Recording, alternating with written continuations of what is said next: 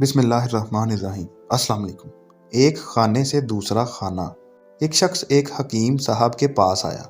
उसके पास एक डब्बा था। उसने डब्बा खोलकर जेवर निकाला और कहा, यह खालिस सोने का जेवर है। इसकी कीमत 10,000 से कम नहीं। आप इसको रखकर 5,000 मुझे दे दीजिए। मैं 1 माह में रुपए देकर वापस ले जाऊंगा। हकीम साहब ने कहा, मैं इस किस्म का काम नहीं करता। मगर आदमी ने अपनी मजबूरी कुछ इस अंदाज से पेश की कि हकीम साहब को तरस आ गया और उन्होंने पैसे देकर जेवर ले लिया। उसके जेवर को लोहे की अलमारी में रख दिया। महीनों गुजर गए लेकिन आदमी वापस ना आया। हकीम साहब ने एक आदमी को जेवर बेचने बाजार भेजा, लेकिन सुनार ने बताया कि जेवर पीतल का है। हकीम साहब को सदमा हुआ।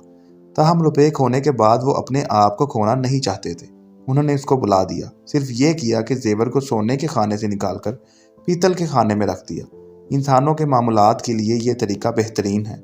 इंसानों के दरमियानी तलखी अक्सर इसलिए पैदा होती है कि एक आदमी से जो हमने उम्मीद कायम की रखी थी, इस पे वो पूरा नहीं उतरता।